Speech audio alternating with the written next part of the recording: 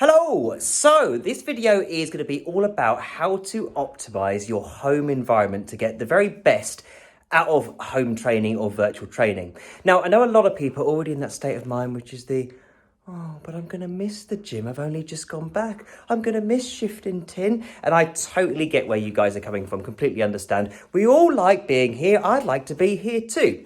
But one thing that I think is really, really important is that when you guys came on board is you had a goal in mind that you wanted to achieve. And hey, we always know is that these hurdles and these obstacles are always going to pop up in our way and try and veer us off course. And it's my job and our job to make sure that you continue doing what you said you would.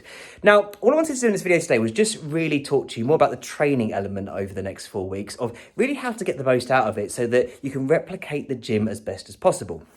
Now, you have to remember is that we have been through lockdown training before. We know it works. We know we can keep it exciting. We know we can keep it jazzy. There's definitely some lessons that I learned from the last lockdown that I'd really like to share with you today.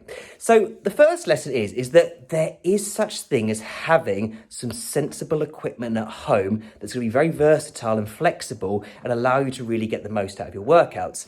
Now, we know that the best tool of all when it comes to virtual home training is going to be your own body weight, which is fantastic for things like squats and lunges and reverse lunges and renegade rows and push-ups and all this sort of stuff. But you're going to find it very, very difficult to get too much volume or too much work into your back muscles. That's a back muscle, by the way. Equally, you're not going to find it particularly easy to do much shoulder work or overhead pressing work.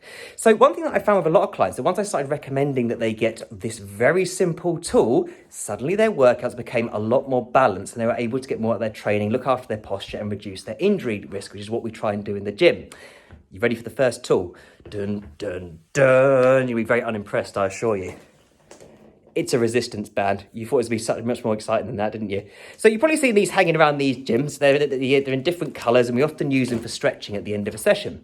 But they're absolutely fantastic for replicating a cable machine. So what you can do with them is actually tie them round a door handle or over the top of a door handle, and suddenly you can replicate pull downs, you can replicate rows, you can replicate face pulls, lots of other exercises like that. Equally, you can pop them over your head and you can add extra resistance to things like lunges and squats. So they're extremely versatile. Now, if you're a female, I would say that you probably want, hang on a second, a red band and a black band. So that's sort of resistance. And I'll put some links in down below. And it will really add to the flexibility of your workout so you can really get the most out of it. If you're a gentleman or slightly on the stronger side, not that ladies can't be strong, you might want a purple one as well. So up to 3. I think they're about £6 each. They're not going to break the bank. One thing I would say about these resistance bands though, get them now. Get them before the lockdown comes in because they're going to sell like hotcakes. So make sure you get yourself some bands if you really want to optimize your home training. The other thing as well is that, of course, in the gym, we've got lots of toys to play with. Dumbbells, we've got barbells, we've got kettlebells, the whole shebang.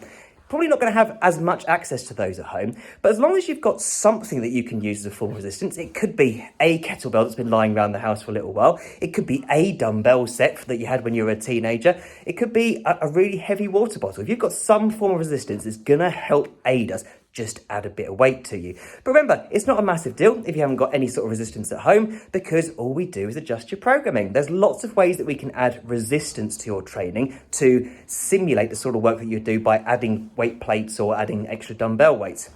For example, slowing the tempo down. Have you ever tried to do a squat over 10 seconds? I assure you it's pretty darn tough. Have you ever tried to lunge over 10 seconds? 10, 9, 8, 7, 6, 5. Suddenly it becomes very tough. There's lots of ways that we can change your programming to make sure you're working at the right intensity and so that when you come back at the gym, you've lost as little strength as possible. The final item that I would consider, again, pretty boring. Probably got one that you use as a draft exclude around the house or something. It's a foam roller. Only reason being is that you know us, normally at the start of a session, we like to foam roll to loosen things off a little bit and just make sure you're as mobile as possible. So equally, they can also be used for things like rollouts and they could also be used for things like hamstring curls and things like that as well. Of course, you've probably got some other equipment hanging around the house. It could be a Swiss ball. Perhaps it could be an old exercise bike that you've used as a wardrobe for a while. Great, we can add those into your programs as well if you've got that available. But I would say is that, hey, first of all, if you've got no equipment, don't panic. We'll adjust something, we'll work around it. But if you could, at the minimum, try and get yourself a hold of some of those bands. You'll really be able to maximize what you're doing at home in terms of your workouts. The only final 2 points that I want to make on today's video about home training and optimizing it and trying to get the very best out of it. The first thing is, I know a lot of people come to the gym because it becomes their alone time, it becomes time to themselves. I totally get that. You're leaving the house, you're leaving the family behind, and for 1 whole hour, you can just switch off.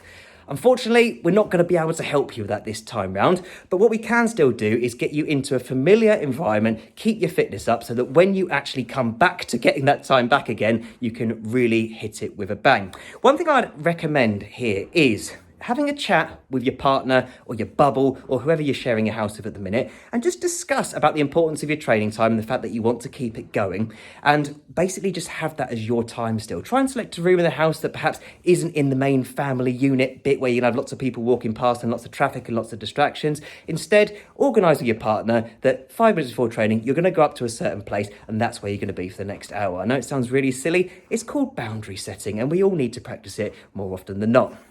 The other final thing that I might recommend about optimizing your home training is try and stick to the same time you'd normally train in the gym when you're training at home as well. You've already ingrained that routine, you've already ingrained that pattern in your lifestyle already, so don't break it now. So try and stick to the same sort of time if you can, because it will make it much easier to stick to, and also from a mental perspective, it will make it much more encouraging to actually go up and do that session. In terms of how much space do you need? Not a lot. We've had clients who work out in hallways and it works absolutely fine. It's not ideal, but hey, nothing is at the minute. All we're going to be trying to do over this period of the next 4 weeks is try to give you the best training experience we possibly can, because there's no other options basically. But we are going to try and give you the best experience you can to make sure that you come back fit, strong and healthy, and so that you come back with a bang and you've still got a chance of reaching those goals and targets that you've set yourself before Christmas. We can do this, folks. We can do this.